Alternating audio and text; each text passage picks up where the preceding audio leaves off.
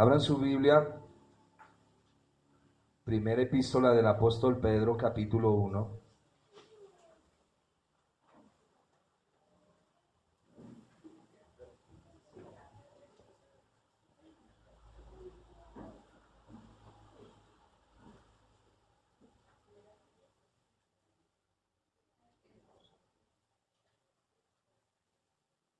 ¿Lo tienen?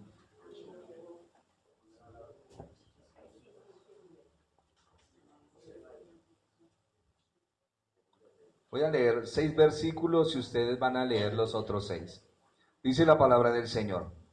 Pedro, apóstol de Jesucristo a los expatriados de la dispersión en el Ponto, Galacia, Capadocia, Asia y Bitinia, elegidos según la presciencia de Dios Padre en santificación del Espíritu, para obedecer y ser rociados con la sangre de Jesucristo.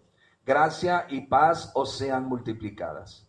Bendito el Dios y Padre de nuestro Señor Jesucristo, que según su grande misericordia nos hizo renacer para una esperanza viva por la resurrección de Jesucristo de los muertos, para una herencia incorruptible, incontaminada e inmarcesible, reservada en los cielos para vosotros, que sois guardados por el poder de Dios mediante la fe, para alcanzar la salvación que está preparada para ser manifestada en el tiempo postrero, en lo cual vosotros os alegráis, aunque ahora por un poco de tiempo, si es necesario, tengáis que ser afligidos en diversas pruebas. Para que se sentida vuestra fe, mucho más preciosa que el oro, el cual aunque perecedero se prueba con fuego, sea hallada en alabanza, gloria y honra, cuando sea manifestado Jesucristo, a quien amáis sin haberle visto, en quien creyendo, aunque ahora no lo veáis, os alegráis con gozo inefable y glorioso, obteniendo el fin de vuestra fe, que es la salvación de vuestras almas. Los profetas que profetizaron de la gracia destinada a vosotros, inquirieron diligentemente acerca de esta salvación, escudriñando qué persona y qué tiempo indicaba el Espíritu de Cristo que estaba en ellos, el cual anunciaba de antemano los sufrimientos de Cristo y las glorias que vendrían tras ellos. A estos se les reveló que no para sí mismos, sino para nosotros, administraban las cosas que ahora os son anunciadas por los que se han predicado el Evangelio, por el Espíritu Santo que ha enviado del cielo, cosas de las cuales también admirar los ángeles. Amén. Tomen asiento y me hacen un favor y vamos a ser más ordenados en la lectura. Amén. El que se adelantó espera a los otros. Y el que se quedó corra para que todos lleguemos iguales. Hay cierta controversia en el escrito del apóstol Pedro, no quiero entrar mucho ahí a eso. Voy a darles unos rasgos generales, una introducción del libro. El libro escrito, ¿por quién? ¿Por el apóstol? Pedro, muy bien, por el apóstol Pedro. Algunos dicen que en el año 62, otros que en el año 64, otros que en el año 65. Entonces vamos a dejarlo del 62 al 65 y no peleamos con nadie. Fue escrito a los expatriados. ¿Vieron el versículo 1? Pedro, apóstol de Jesucristo, a los expatriados. De la dispersión de aquella época. Fue escrito en Babilonia. Muchos dicen que fue escrito en Roma, pero que Pedro tenía miedo de decir que Roma era Babilonia, entonces dijo Babilonia. No, fue escrito en Babilonia y punto, conforme dice el texto. Bajo la persecución de Nerón, a ver, cuando usted lee el libro de Hechos, viene en la iglesia, sabemos, me devuelvo un poquito, les había enseñado de cómo las 12 tribus fueron divididas en 2 y 10, ¿cierto? Que entran juntas a cautividad. Luego sale un remanente pequeño y de ahí, de ese remanente pequeño, van a reconstruir muros y Jerusalén. A vuelo de pájaro. Ahí van nuevamente las 12 tribus, se llama Israel, pero ahora con una nueva religión, ahora se llaman los judíos. Cada vez que usted dice judíos, está hablando de una religión. Si los vamos a llamar hebreos o israelitas, entonces ya tenemos un contexto diferente. Pero si usted dice judíos, habla de la religión de los judíos. Por eso es que en las Escrituras, cuando usted lee en el Nuevo Testamento, que vinieron los judíos para tentarle, está hablando de una religión. Pero ahí están las 10 tribus. Cuando viene el Señor, las 12 tribus, cuando viene el Señor dice que viene a la casa de Israel, ¿cierto? A las ovejas perdidas de la casa de Israel. ¿Lo recuerdan que lo estudiamos? Y que le dijo a los discípulos, por camino de samaritanos no vayáis. Primero vamos aquí a los de la casa y luego nos vamos para donde los samaritanos. A ver, si vamos como por decir algo, están los hebreos, denominamos hebreos a los de la nación hebrea, amén, no el libro de Hebreos solamente, hebreos que llevan la religión judía. Están los otros hebreos que se contaminaron y son llamados samaritanos, o también hebreos gentiles. Amén. Y luego tenemos el otro grupo que ya somos nosotros, denominados, vamos a ponerlo así, griegos o gentiles. En el libro de Hechos, cuando el Señor es levantado al cielo, comisiona a los discípulos. Les dice que vayan a predicar a Judea,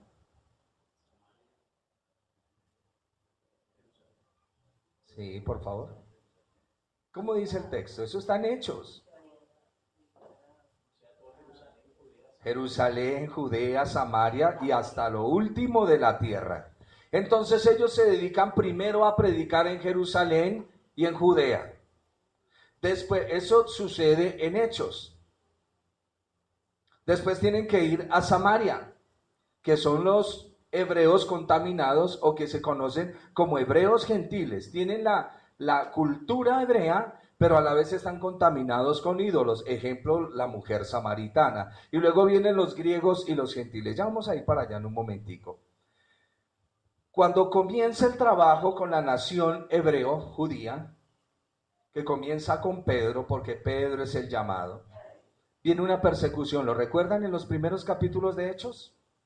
Viene una pequeña persecución de la religión judía hacia los nuevos convertidos al Mesías. La religión judía comienza a atacar a los nuevos convertidos al cristianismo, vamos a llamarlo así.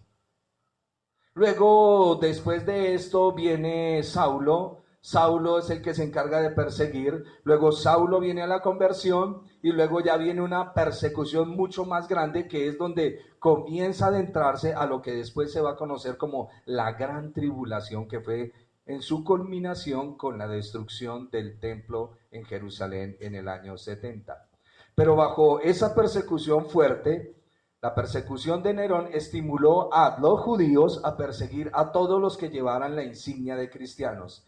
La iglesia más o menos ya tiene unos 35 años y estaba pasando en toda la iglesia por esa época. Más o menos Nerón en el año 54 al 68 comenzó a ejecutarlos a todos. Se dice que Nerón mató a Pedro, se dice que Nerón mató a Pablo, en esa persecución tan terrible que hubo.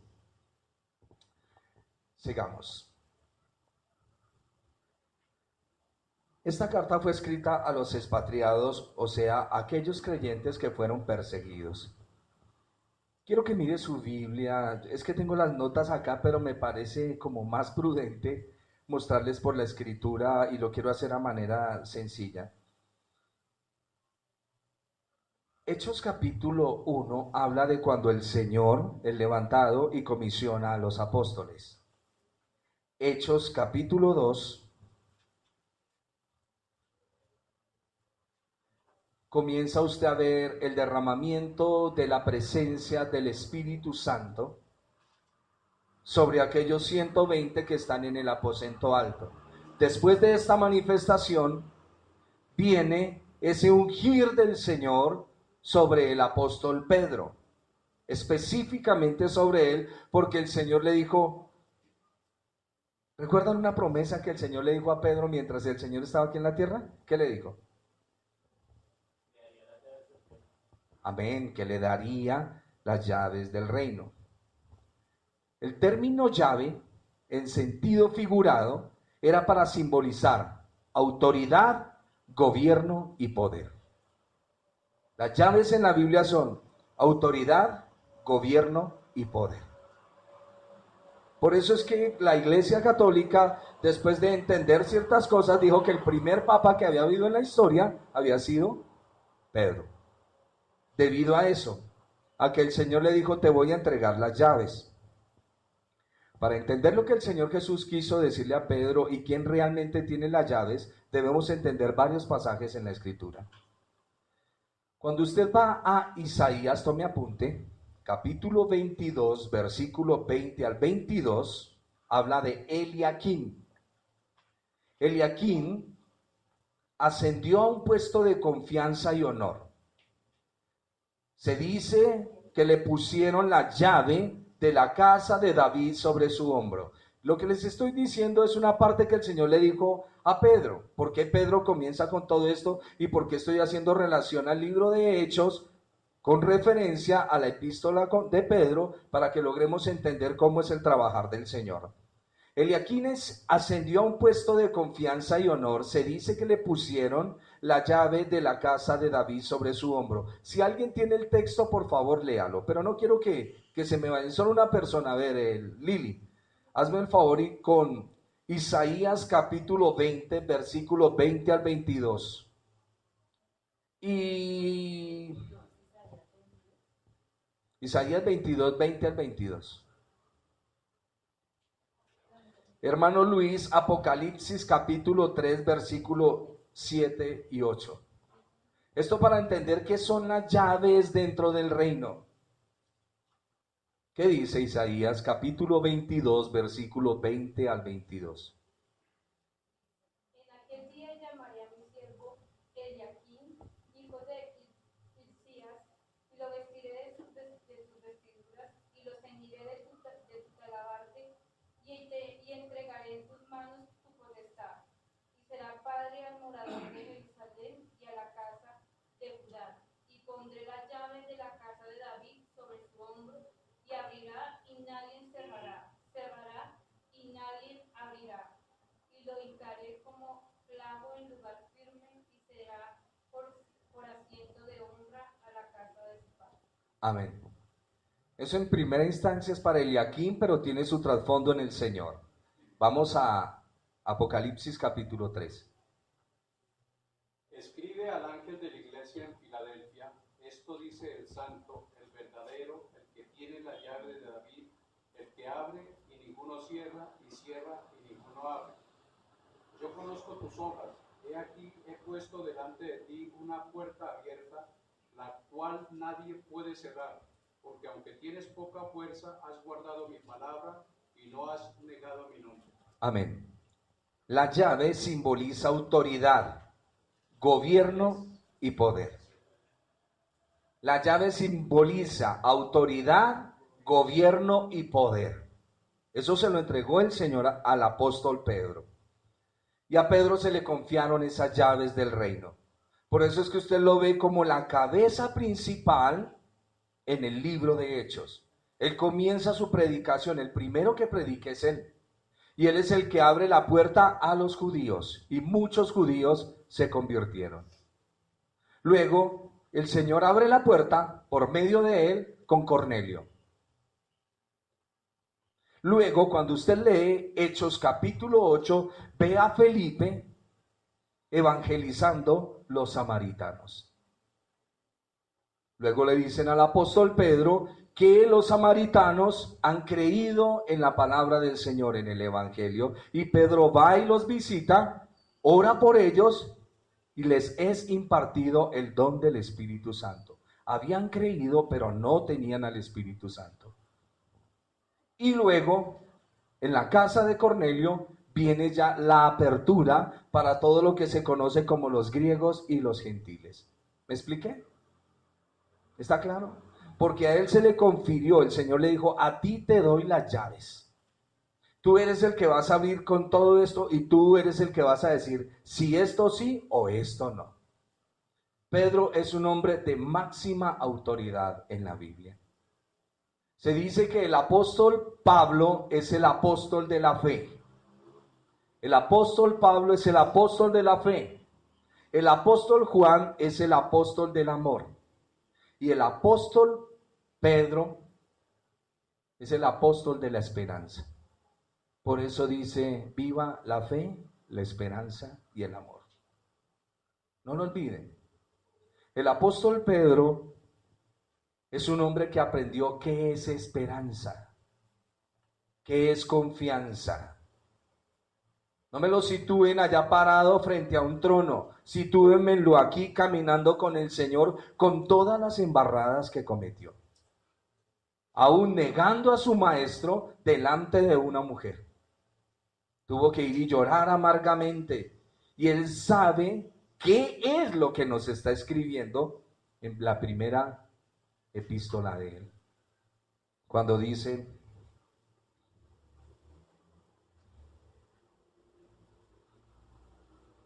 Pedro,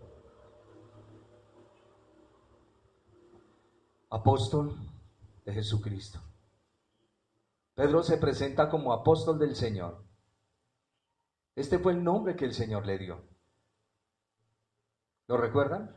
¿Cómo se llamaba originalmente? Simón. Simón, hijo de Jonás. ¿Cómo se llama el papá de Pedro? Jonás.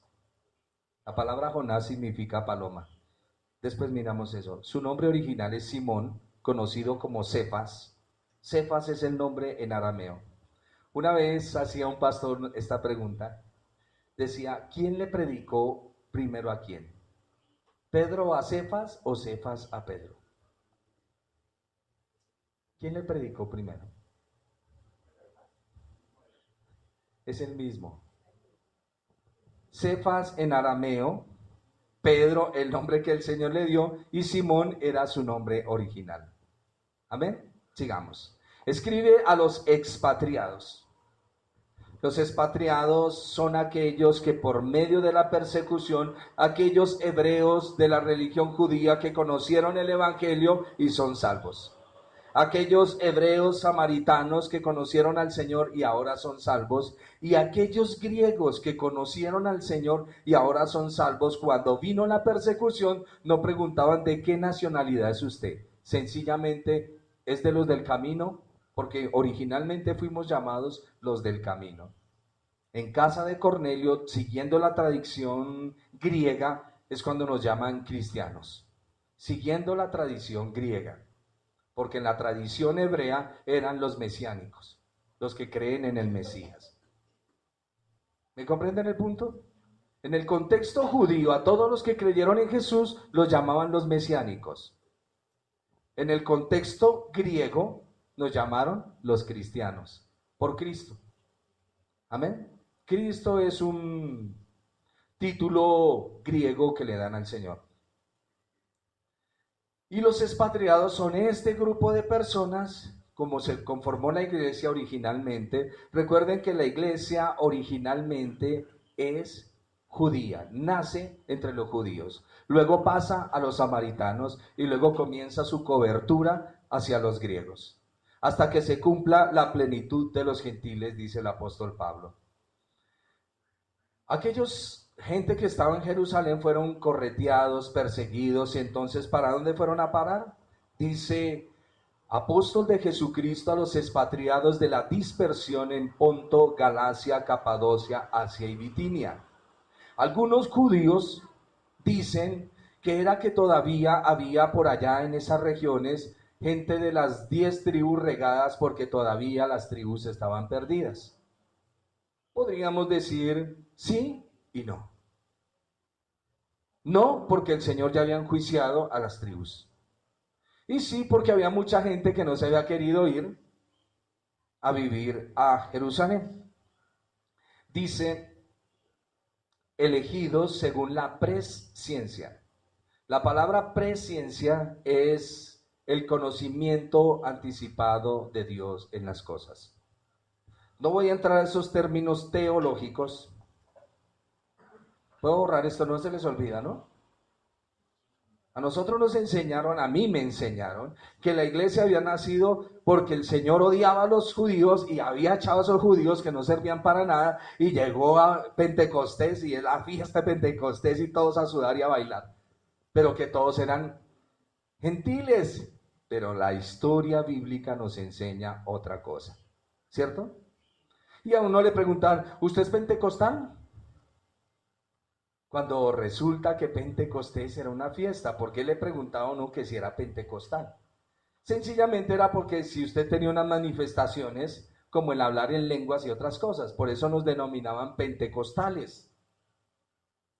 Como dice un pastor que quiero mucho, somos pentecostales con freno y bautistas con acelerador. O sea, no nos quedamos ahí, sino, pero tampoco nos desbocamos de tal manera que nos estrellemos. Voy a borrar esto y seguimos con lo que les estoy comentando. La palabra presciencia. Presciencia. La palabra presciencia, ciencia es conocimiento y pres como anterior o anticipado. Se dice en los términos teológicos, hay dos escuelas, calvinista y arminiana. Escuela arminiana. La escuela arminiana dice que Dios, estando en la eternidad, vio que usted iba a obedecer al Señor y dijo, lo elijo. Eso dice la escuela arminiana. Vio que usted un día se iba a arrepentir. Dios vio que usted un día le iba a obedecer y dice, a este lo escojo. Eso es lo que ellos llaman presciencia. O sea, una elección por presciencia. La otra parte, que es de la escuela donde yo estoy, es la escuela de la elección. Ojo, ojo, porque les voy a tocar temas que de pronto, aunque muchos ya lo saben, pero hay algunos que piensan que Dios miró hacia el futuro y vio que iban a suceder cosas. Yo no creo eso. Yo creo que para que algo suceda en el futuro, Dios tiene que decretarlo. ¿Estamos? Dios tiene que ordenar que eso suceda, y si no, no sucede. Porque entonces tendríamos un Dios que las cosas vienen marchando y Él no sabe por qué suceden esas cosas. ¿Estamos? Para que algo suceda es porque Dios dio un decreto, pero no vamos a ser deterministas. Ya vamos a mirar esto. Dice, la palabra elegidos denota, ojo porque estoy en el contexto aquí de Pedro. Pedro le está escribiendo a los expatriados. Muchachos, a ustedes que los persiguieron y los corretearon, que están sufriendo a causa de la fe, no se preocupen por eso, tranquilos. Dice, ustedes han sido elegidos según la presciencia de Dios Padre en santificación del Espíritu. La palabra elegido, fueron elegidos, fueron entresacados, fueron seleccionados para ese propósito. ¿Me están entendiendo? No lo estoy llevando la elección ni la predestinación desde el concepto calvinista. Lo estoy llevando desde el concepto que el apóstol Pedro está escribiendo. ¿Me están entendiendo el punto?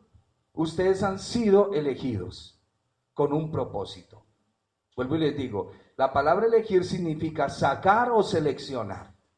Esta palabra no tiene el significado de elegir a unos para salvación y a otros para condenación en este contexto. No está diciendo eso. ¿Estamos? Lo que el texto está diciendo, ustedes que han sido elegidos en la presencia de Dios para este propósito. Porque es que la elección del Señor, la predestinación, tiene un programa. A ver, Dios dijo, mi programa es este y por esta vía es que yo trazo la elección para salvación. Ustedes se tienen que encontrar con mi hijo, voy a dibujar una cruz, para que puedan ser salvos. Si ustedes no se encuentran con mi hijo y con la palabra, no pueden ser salvos. Hay un programa establecido. Hay un pueblo predestinado. Hay una doctrina predestinada. La elección y la predestinación en Dios no es suelta. A este lo elijo, a este no lo elijo. No. Todo tiene un programa y vamos a mirar eso a la luz de las Escrituras. No estoy tratando de golpear ningún círculo doctrinal. Lo que quiero es que miremos con sumo cuidado por dónde es que el Señor traza. Porque si una persona no se encuentra con Cristo, no es salva. Así usted se para en la cabeza y diga, no, yo he orado y ¿cómo es que dice la famosísima promesa? Cree en el Señor Jesucristo y serás salvo tú y tu casa. Así mi familia no llegue a la iglesia, ellos son salvos. Por medio de la predestinación. No. La predestinación para que seamos hechos conforme a la hechura de su Hijo. Hay que entender bien la elección y hay que entender bien la predestinación. Pero estaba en el punto de la presciencia. La presciencia en el concepto bíblico es que Dios trazó las cosas con un propósito. Dios tiene un propósito en todo. Dios no tiene plan A y plan B, solo hay un solo programa. Somos nosotros los que tenemos que mirar, ¿eso es voluntad decretiva o es voluntad absoluta? Eso para la mente de los hombres, pero en Dios no sucede eso. Hay un programa establecido por el Señor. Los hermanos que están despiertos me van a ayudar ahorita. Los que se van durmiendo les vamos a dar un aplauso para animarlos a que no se duerman o que se duerman. ¿Listo? Vamos para adelante. Cuando usted no pueda dormir de noche, lea la Biblia y verá que se duerme.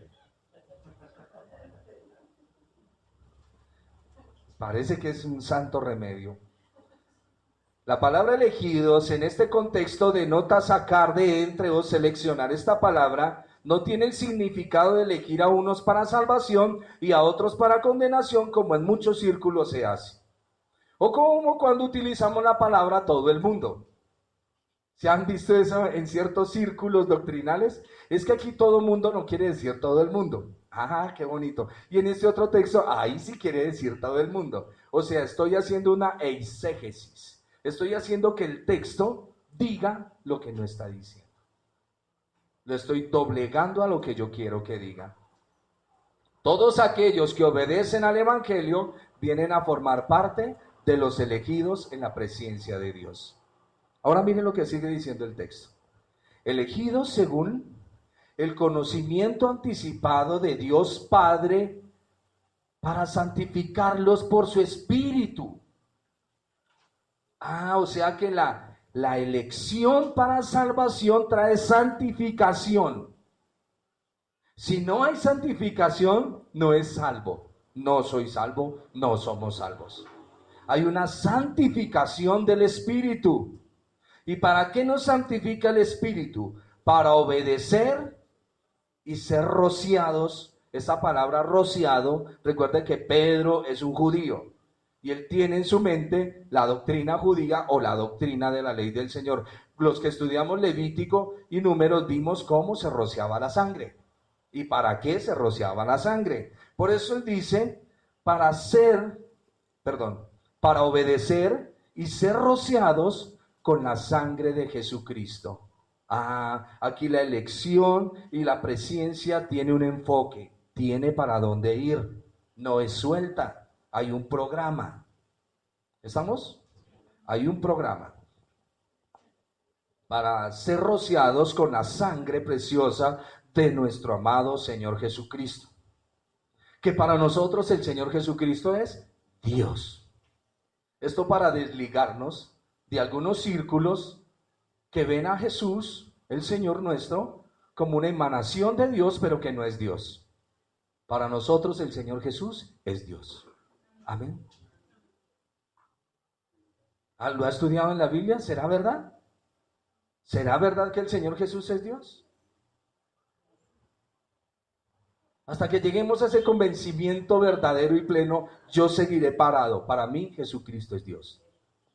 Y nadie me puede sacar eso del corazón. ¿Estamos? Es Dios, eso es la fe. Dice, con la sangre preciosa de nuestro Señor Jesucristo, gracia y paz.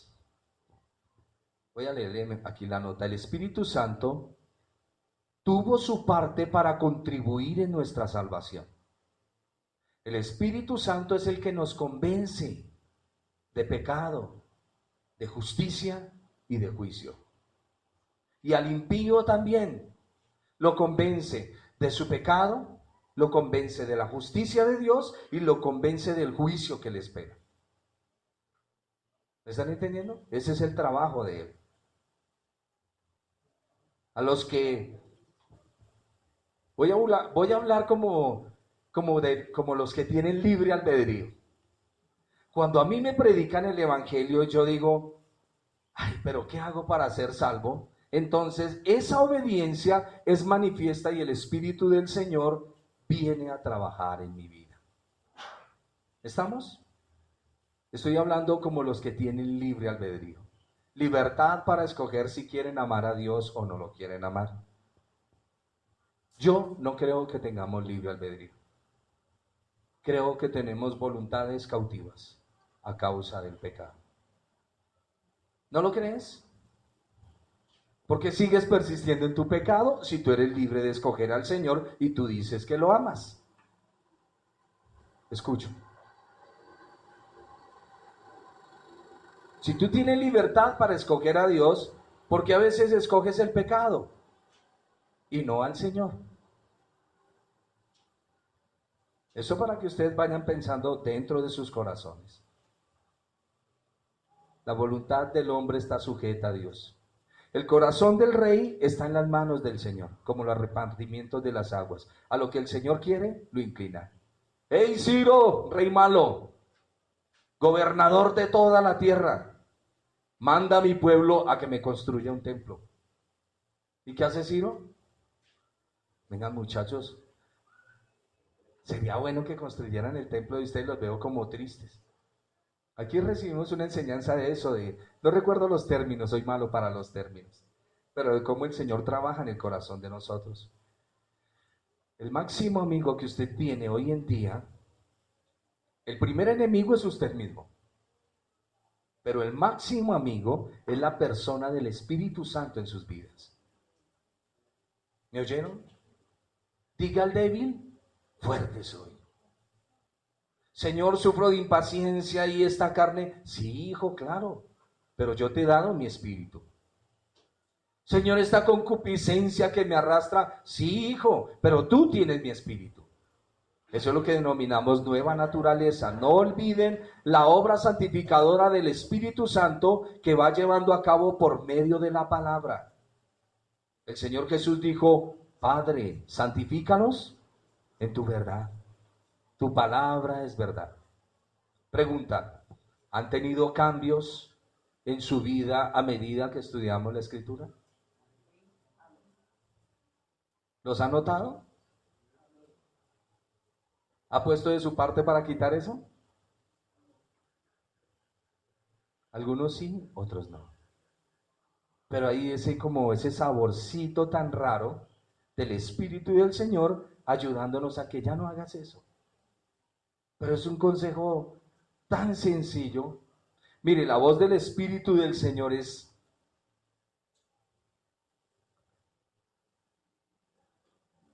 ¿Cuál es la idea? Ahí está lo fuerte y está lo contrario a fuerte. Sí, como débil. La voz del Espíritu Santo es tan débil que su oído normal no la oye, pero su oído espiritual la escucha como si fuera un grito. Esa es la voz del Espíritu. Por eso el Señor dijo, mis ovejas oyen mi palabra y me siguen. ¿Quieres saber si eres oveja del Señor? ¿Qué está haciendo la Biblia en tu vida? Este es un libro. Cerradas sus páginas no tiene efecto y abiertas sus páginas tampoco. ¿Cuándo viene a tener efecto este libro? Cuando tú entras a analizarlo y hay una persona preciosa, que es el Espíritu Santo de Dios, que viene a trabajar en nuestra mente y en nuestro corazón. Él comienza a darnos convencimiento de muchas cosas a través de la Biblia. Por eso tu palabra es verdad, ella nos santifica. Después vamos a hacer un estudio de la relación, porque también tenemos otros círculos cristianos que están cayendo en un hebraísmo raro, que ahora están amando la Torá y la ley, obviando que el Señor Jesús es la personificación de ella. ¿Me estoy comunicando? ¿O estoy muy enredado? Hay gente que ama tanto este libro que pelea por el libro. Pero es que este libro representa a una persona. ¿Me están entendiendo? Sí, están peleando por una ley. Pero no están teniendo una relación con esa persona que ese libro me está hablando, que es el Señor. Porque el Señor es la palabra hecha carne. ¿Estamos? No quiero confundirlos. La frase para obedecer a Jesucristo denota la razón por la cual el Espíritu Santo nos santifica, para obedecer lo que el Señor ha dicho. Y el Espíritu Santo nos convence por medio de la palabra y nos hace aptos para obedecer. Por eso dice, elegidos según la presencia de Dios Padre en santificación del Espíritu, para obedecer. Para obedecer. Y ser rociados con la sangre de Jesucristo.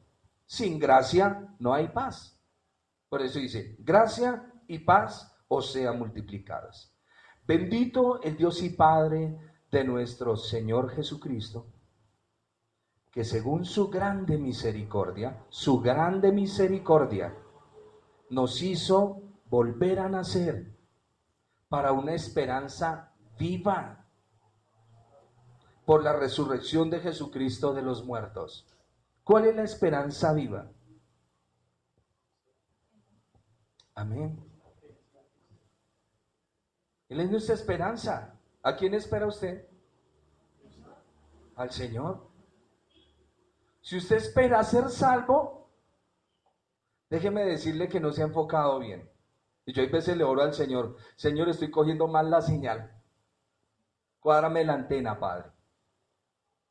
Porque muchas veces me sucede, pareciendo que estoy trabajando acá, estoy haciendo mal esto acá.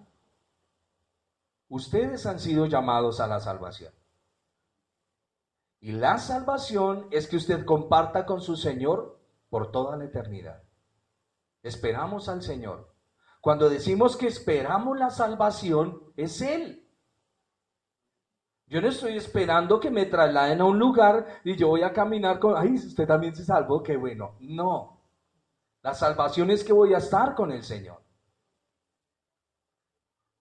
Tengo que decirle esto en esta mañana, si usted no ama a Cristo, tengo que decírselo.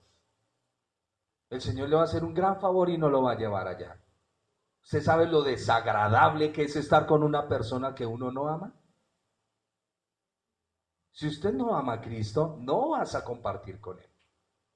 Pero si tú lo amas, te lo garantizo que tu culminación va a ser allá con Él. ¿Estamos? Sigamos.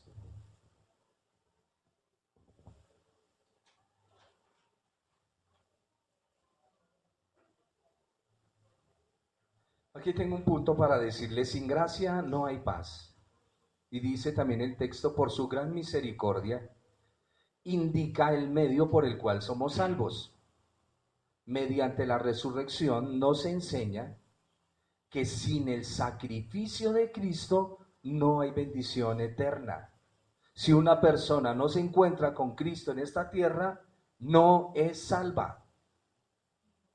¿Estamos? No es salva. El verso 4 dice que para obtener una herencia que no se marchitará, es aquello que es perpetuo. La frase reservada es para cuando lleguemos allí, para que la gocemos. Y usted sabe que nuestra herencia es el Señor. Por eso tú estás en la lucha aquí como peregrino desprendiéndote de todo. Y te cuesta. Desprendiéndote de hijos. ¿Quién se quiere desprender de los hijos? Nadie. Nadie. Si alguno quiere ser mi discípulo, a morir. Cuando dice, tome su cruz y sígame, ¿a qué se refiere? Muerte. Y preguntaba al hermano, ¿y el autoestima? ¿Cuál autoestima? Eso es lo que el Señor viene a matar en el hombre, porque tiene mucha. Por eso en el mandamiento dice, ame a su prójimo como se adora a usted mismo. Porque nosotros nos adoramos. Díganme si ustedes no tienen la razón. Y más cuando están enranchados en algún punto. Siempre tienen la razón. Cada vez que peleamos con una persona tratando de buscar la razón, lo único que tú debes acordarte es que estás peleando por posicionar tu orgullo. No es más. Es que yo tengo la razón. ¿La tengo yo? No, la tengo yo. Ese es el punto. Nunca queremos bajarnos. Verso 5. Tenemos una herencia reservada en los cielos. ¿Quién es? El Señor, el Señor. No piense en calles de oro, pateando piedras, esmeraldas, diamantes. No, no, no. Quítese eso de la cabeza. No, yo tengo una casa más allá del sol, una casa linda de oro. Hermano, quítese eso de la cabeza. Todavía siguen metalizado tratando de buscar a Cristo. ¿Sí me entiende? Nuestra preciosa herencia es Él. Yo lo sé, yo me lleno de gozo. Más adelante nos va a decir, ustedes muchachos, nos va a decir Pedro, ustedes nunca lo vieron. Yo sí lo vi. Pedro me está hablando de algo que él sí vio. Él caminó con él. Puso de mal genio al Señor. Es más, un día le dijo, ay, bueno, mejor es que no te mueras.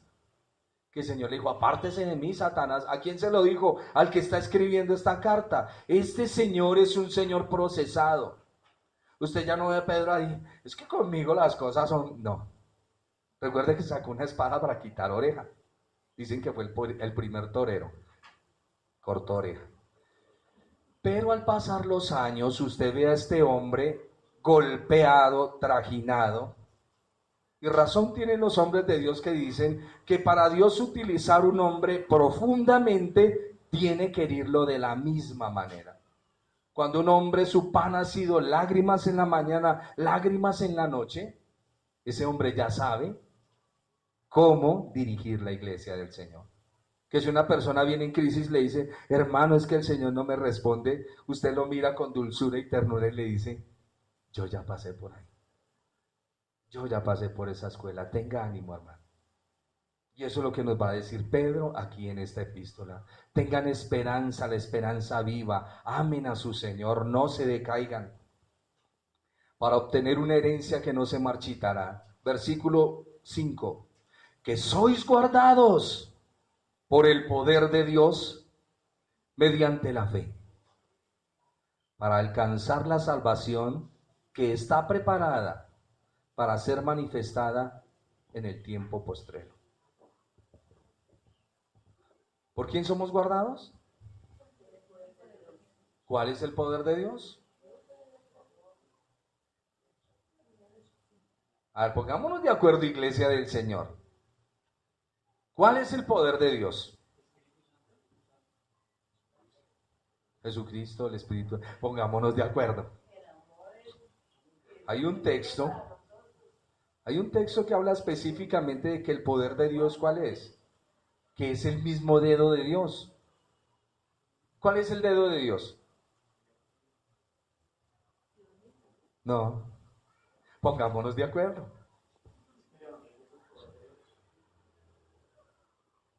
Pero ¿quién es el que viene haciendo esa obra? El Espíritu Santo. Parece ser que el Espíritu Santo a través del apóstol Pedro, o mejor, el Señor Jesús a través del apóstol Pedro, por su Espíritu les dice, recuérdenle a la iglesia que no se olviden de mi Espíritu. Que no se olviden de mi Espíritu. Porque es el Espíritu Santo, el Espíritu del Señor, el que nos guarda. A ver, hermanos, aquellos que creen que nunca se saldrán de la mano del Señor, ¿por qué es? La perseverancia de los santos. Por el Espíritu del Señor. Hermanos calvinistas que están aquí sentados y hermanas calvinistas, la perseverancia de los santos está en manos del Espíritu Santo, porque el Señor lo ha hecho morar en nuestras vidas como arras de nuestra salvación, porque somos salvos, pero Él nos viene encaminando y nos viene llevando, porque el Espíritu Santo presentará a Cristo una iglesia pura y sin mancha. No olviden que la persona que trabaja con nosotros hoy en día es el Espíritu Santo. Pídale ayuda. Mire, el Señor no estaba jugando cuando les dijo, no los voy a dejar solos. ¿Ustedes creen que Él vino a jugar? Les enviaré una ayuda, un consolador, un amigo, igual a mí, el Espíritu Santo. Si usted no ha podido abandonar ciertas cosas, como yo, es porque no le hemos dicho claramente al Señor, Señor, yo quiero abandonar esto, ayúdame. Y Él te ayuda. Él lo hace. Hay cosas que yo todavía consiento, pero hay otras que definitivamente, Señor, así me duela. ¿Qué prefiere, el dolor de muela o que le saquen esa muela que ya no sirve? Hay que sacarla. Oh, la anestesia, tranquilo, eso duele un poquito. Y la palanqueada también duele otro poquito. Pero no va a tener ese dolor durante meses que lo hace llorar. Porque usted sabe que, qué ejemplo tan raro, ¿no?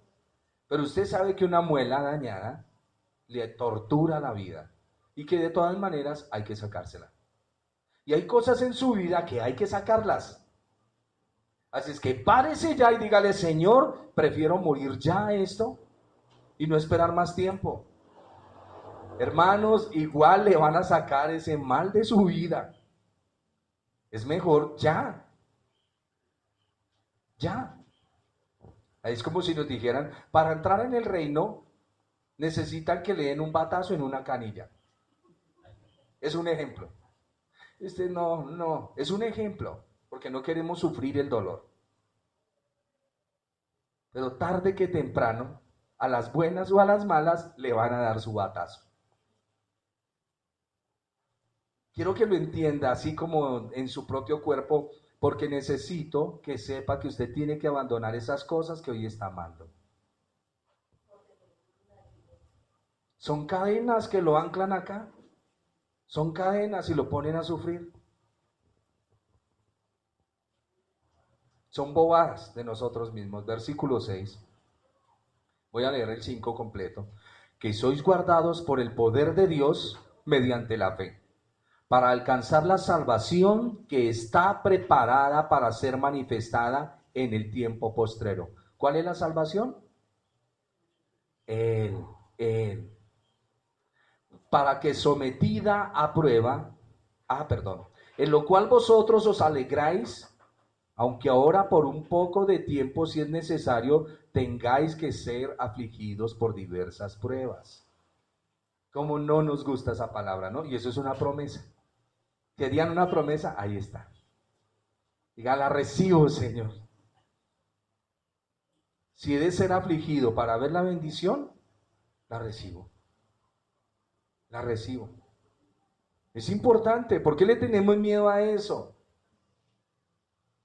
Pareciese que no conocemos al Señor. Parece ser que el Señor nuestro quiere desahogar su ira en nosotros. Pues tengo que decirle que la ira de Dios Padre ya se desahogó en nuestro Salvador. Toda la ira recayó en Él. ¿Lo oyeron? Entonces no piense mal de Dios, no piense mal. Porque por gracia sois salvos, por medio de la fe. Y esto no de vosotros, pues es don de Dios. No por obras, para que ninguno se gloríe. No piense que Dios quiere hacerle mal. El Señor le dijo, vayan y prediquen el Evangelio. Y todos quedaron contentos en Jerusalén. Todos estaban felices. ¿Y qué hizo el Señor? Suéltemele los perros a esta gente. Y se levantaron esos demonios contra la iglesia y corran. ¿Para dónde se fueron? Para Ponto, Galacia, Capadocia, Asia, Bitinia. Corramos hasta donde más podamos. Y allá llegaron con el Evangelio. Las persecuciones, las pruebas y las dificultades son para formarnos como creyentes en el Señor. Es importantísimo. ¿Quién lo está diciendo? Pedro. Si por un momento pudieras ir con Pedro y te sientas y lo ves llorar, cuando la Biblia dice que él lloró amargamente, ¿usted ha llorado amargamente? ¿Usted sabe lo que es eso? Cuando usted no siente consuelo, está el desconsuelo, la aflicción, siente todo perdido, hay amargura y él se riega por dentro. Se lo está diciendo un hombre que ya vivió eso. Se lo está diciendo. El hombre que un día vio a su Señor y se alegró ante una pesca, pero después de la pesca se retiró y se asustó. El hombre que se puso a llorar cuando su Señor se fue. Es un hombre valiente, es un varón, Pedro. Pero se le fue su Señor y se puso triste y volvió otra vez al barco y a la red. Y el Señor le dijo, Pedro, venga para acá, mi chinito. Le dio su abrazo, le dio su beso, lo ungió y le dijo, vaya, yo estoy con ustedes todos los días. Y Pedro me lo meten a la cárcel. ¿Y no me lo sacó 2 veces de allá el Señor? Y las cadenas se caían, los pasaba por en medio de todo el mundo, nadie los veía, porque Dios cumple su propósito en sus hijos. Dios no nos deja morir en aflicción. Acuérdese de eso, Satanás sí le dice, y en medio de la prueba Satanás le dice, Dios no es bueno. Y más con todos esos emisarios que tiene él, parados en los púlpitos con Biblias, que le dicen, no, Dios no quiere que usted pase por pruebas. Dios te quiere bendecido. Esos son emisarios satánicos. Esos no son de Dios. Porque el apóstol está diciendo acá, por favor léalo. Ay, no, es que eso era para la época del apóstol. No, para todos nosotros. En lo cual vosotros os alegráis, aunque ahora por un poco de tiempo, si es necesario, tengáis que ser afligidos en diversas pruebas. Pedro entiende esas persecuciones. Para que sometida a prueba vuestra fe, mucho más preciosa que el oro, el cual aunque perecedero se prueba con fuego, tu fe sea hallada en alabanza, gloria y honra cuando sea manifestado Jesucristo. ¿Qué es lo que está diciendo acá? Aquí no está hablando para la época del fin. Aquí está hablando que en medio de su crisis y en medio de su prueba y en medio de su aflicción, ¿sabe quién se va a manifestar en su vida? Él. Él. En medio de su prueba y de su aflicción, Él se va a manifestar. Y ahí entenderá usted de que Él está con usted. Aquí no está hablando para la época del fin. Aquí está hablando es sometida a prueba tu fe, se manifestará el Señor y te fortalecerá, te ayudará. Todos los que estamos aquí hemos pasado por pruebas o estamos pasando por pruebas. Pero hubo alguien que dijo, no te dejaré ni te desampararé. En el mundo tendréis aflicciones, pero confiad. ¿Quién dijo eso? El varón de dolores. Me gusta que vean al Señor como el varón de dolores. Dejen de verlo como el catolicismo nos lo muestra. Vienen a ese Cristo sufriente, al que va a la cruz, llora por nosotros. A Él sí mírelo. Y el Padre descarga su ira por gracia y misericordia para nosotros. pero tenía que haber un cordero. No lo olviden jamás, para que en medio de su aflicción no piense que esté solo. Me olvidó traerles el texto de Isaías donde dice que su merced se sienta a llorar en su dolor, pero el Señor está a su lado poniéndole el brazo y diciéndole: soporta las aflicciones, yo estoy contigo. Esto es para formarte. Toda aflicción nos forma. Pedro escuchó a su Señor decir: no permitan que las piedras y los espinos ahoguen su gozo. Y es lo que nos está repitiendo acá. Porque la prueba lo que hace es revelar a Cristo en nosotros. Es la manifestación de Él en nuestro carácter. No hay cosa más triste que nosotros los creyentes todavía andemos como los mundanos, golpeándonos y maltratándonos. Es duro, es muy duro, pero debemos pedirle al Espíritu del Señor que nos ayude a salir de esas circunstancias. Iba a decir algo, pero todo está siendo grabado. Versículo 8. Para que sometida a prueba vuestra fe. ¿Quién te mete en esa prueba? Dios, aquel Señor de la presciencia, aquel que preparó todo. A Él no se le sale de las manos. A Él no se le sale de las manos. Él tiene todo preparado y te mete en la aflicción con un propósito. Y el propósito es que tú glorifiques a Dios en medio de la lucha, y aunque Nerón te diga no, de malas. Porque en la persecución a los creyentes le decían: Jesús es el Kyrios o el Curios, que era el Señor, el mandamás. Y los cristianos decían: ¿qué tengo que decir? Y decían: no, diga, Nerón es el Curios, Nerón es el Señor, no Jesús. Y ellos decían: no, Jesús es el Señor, no Nerón. Y ¡pum!, los mataban. Pero de eso vino la gran bendición de que hoy tengamos la palabra del Señor y muchas cosas. Hay veces se nos levantan los Nerones en la casa a hacernos creer de que el Señor no está con nosotros. Miente Satanás, miente. Satanás es un mentiroso. El Señor está con nosotros. El Señor no responde. ¿Eso se lo dijo Satanás en su Biblia? Pero el Señor en nuestra Biblia dice: clama a mí y yo te responderé. Ese es su Dios. Las voces satánicas, no más. ¿Qué no va a suceder? Sucede porque mi Señor me lo prometió. Este es el apóstol de la esperanza. ¿Para qué esperar algo que tú ya tienes? Eso no es esperanza. La esperanza es esperar algo que no me ha llegado, pero que viene, viene. ¿Me oyeron? Escuchemos la voz del Señor. Yo sé que el Señor nos está hablando. Verso 8.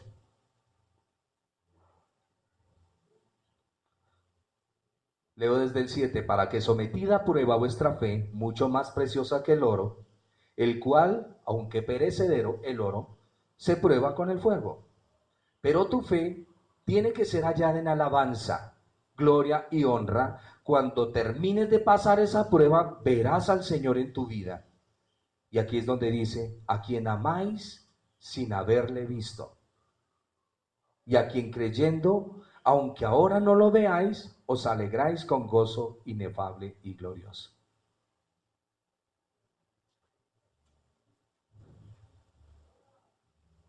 No tengo palabras ante este texto. El simple hecho de que usted ame a su Señor es una obra sobrenatural del Espíritu Santo. Tú amas a alguien que no has visto, pero lo vas a ver. Lo vas a ver. Voy a terminar hasta ahí. Dejamos para la próxima clase los otros versículos.